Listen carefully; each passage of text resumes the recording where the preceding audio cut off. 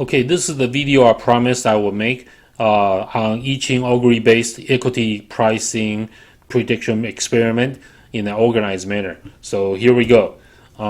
We have selected 7 equities and ETFs: AMD, FBA, APL, NXPI, NVDA, TQQ, and SPXL.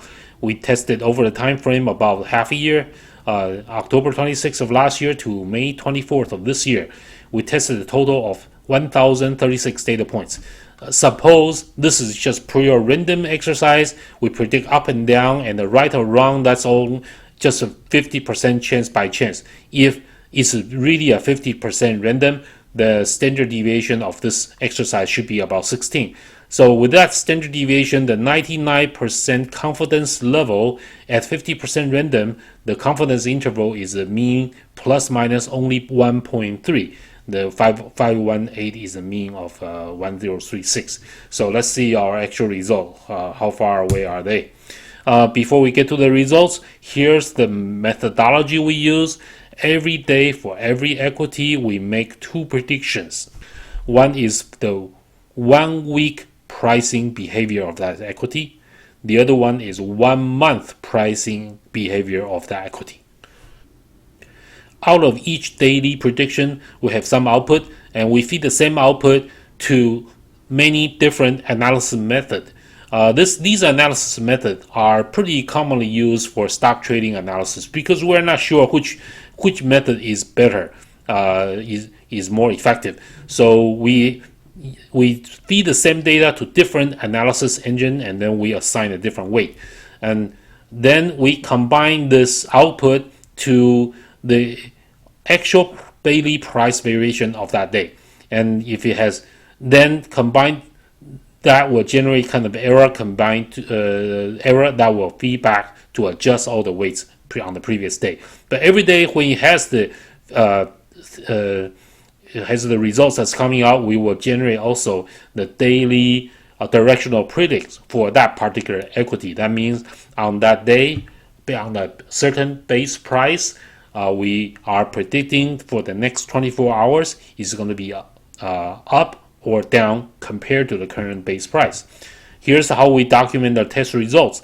We assign the result to be R if the daily direction predict match the price behavior of that day, and W for being contradict the price behavior of that day. And there are cases where for the next 24 hours of trading, the stock goes up and down within a narrow range, and end up like within 0.5% of the base price. So in those cases, we call them neutral. They are not right nor wrong.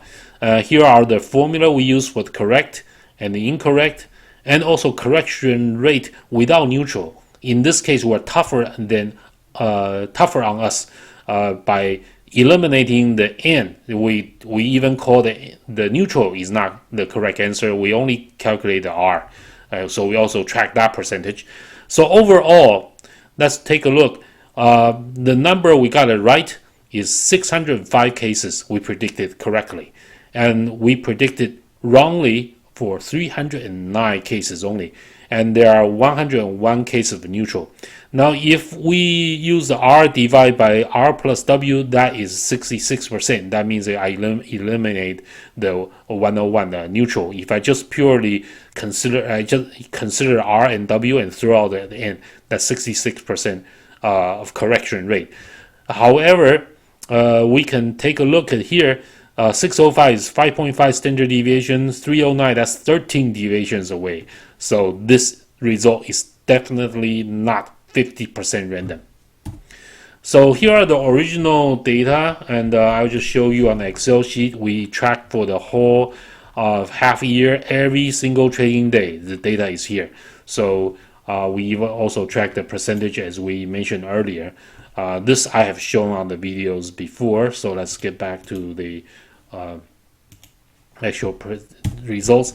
Here are so we plot out our results on the time-based graph as shown. Here's the late November all the way to end of May, and you can see the blue line is the so-called correct. These are R plus N divided by the whole thing.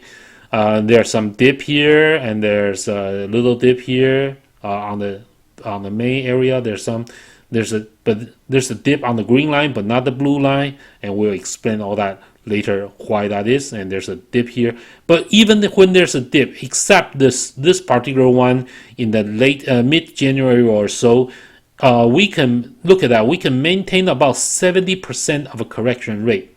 Even we are being very tough on ourselves and just eliminate the end. Even if we are predicted the results is neutral, we still consider that wrong. Well, even with that kind of tough requirement, we can still maintain about high 50s or 60% correction rate. And there are a couple dips here, which I'll explain in the next chart.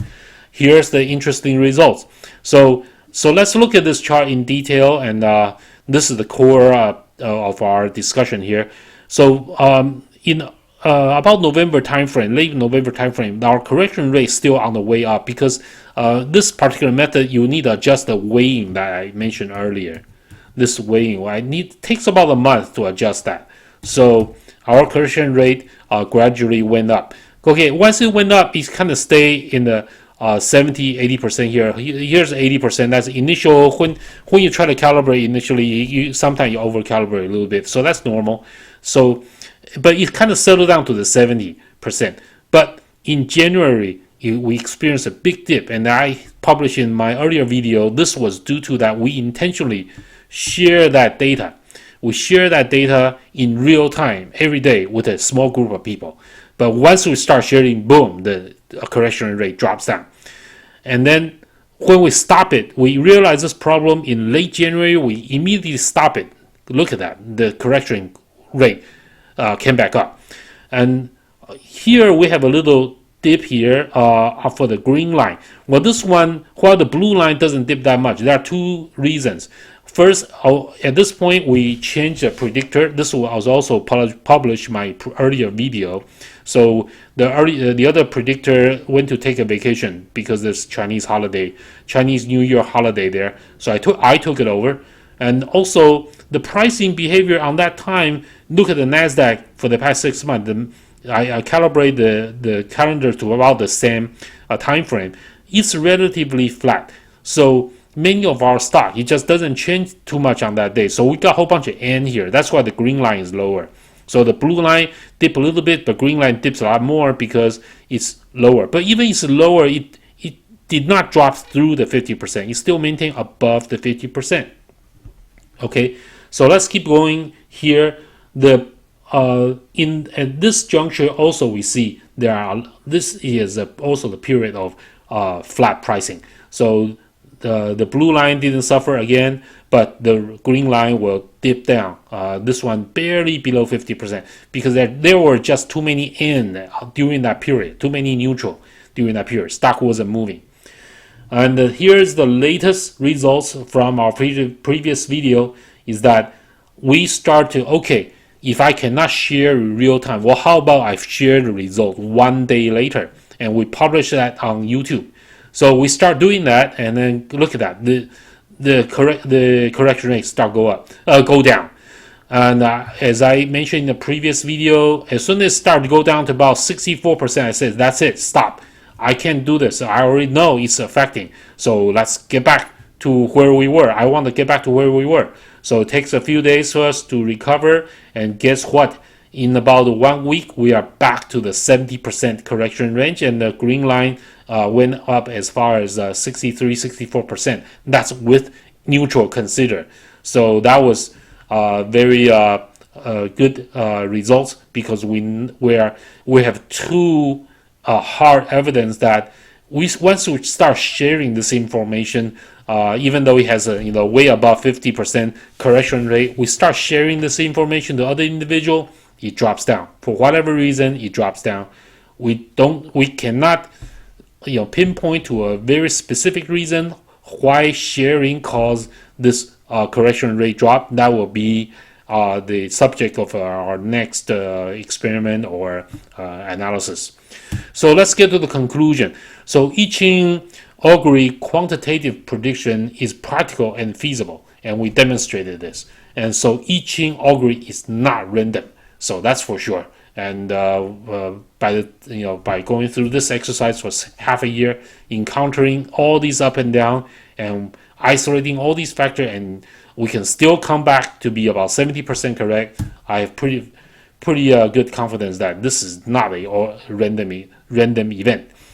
And executed by experienced predictor, the correction rate can be achieved is around 70%. If new n is removed, the correction rate is still about 66%. This was considered if we just throw out the n data that's n. Throw out those data, then we can maintain the 66. That 66 is not this green line. So green line is we're tough on ourselves because the denominator or still contain n. But if I take the n out of the denominator, that's this one. R divided by R plus W, that's 66%. Oops. Okay. During the 6 months of experiment, factor that causes accuracy drops were analyzed, and I demonstrated that earlier in this chart, all these different reasons. So, what does this tell us? Well, mind does affect our reality experience. That's what I realized. So our mind can really do a lot of things because the I Ching algorithm is a mind activity. It's a conscious, conscious plus subconscious plus higher conscious activity. We don't know exactly how it works yet, but hey, it works. So understanding there is a mechanism behind this, well, we can play this to our advantage.